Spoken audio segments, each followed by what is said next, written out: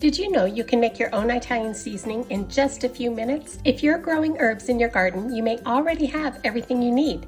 And once you smell the difference between homemade and store-bought, you'll be doing this every year. Today I'll show you exactly how I made my homemade Italian seasoning using herbs grown here in my garden.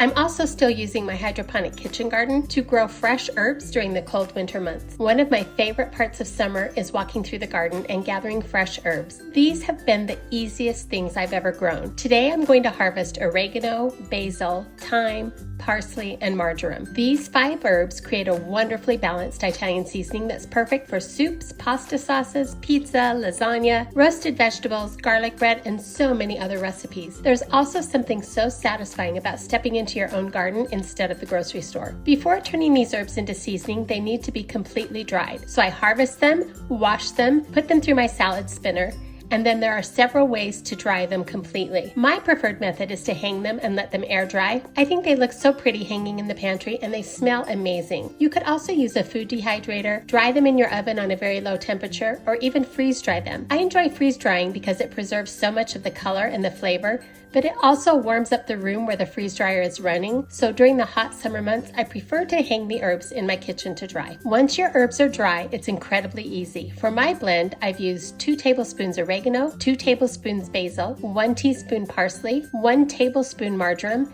and 1 tablespoon thyme. Sometimes I'll also add some finely crushed rosemary. I used a mortar and pestle bowl to finely grind my dry herbs. It's totally personal preference as to how fine or coarse you make your herbs. Once everything is mixed thoroughly together, I pour this into a spice jar that stays in my pantry. The rest I'll put into a Mylar bag with an oxygen packet and seal it until I need to refill my spice jar. Making your own seasoning only takes a few minutes. This would also be a darling gift idea. You could give a jar of your homemade Italian seasoning along with a loaf of cheesy bread, and I'll link my videos on the homemade cheesy bread, homemade red sauce, and simple homemade soups below. One thing I've noticed about all my homemade seasonings is how vibrant the color is and how much stronger the aroma is. And because these seasonings are made with fresh herbs, a little often goes a long way. Herbs are so easy and inexpensive to grow, simple to preserve, and yet they add such incredible flavor to everyday meals. One of the greatest joys of gardening isn't simply just growing your own food. It's bringing that harvest to your kitchen and enjoying the fruits of your labor all year long. Each jar represents a season of planning,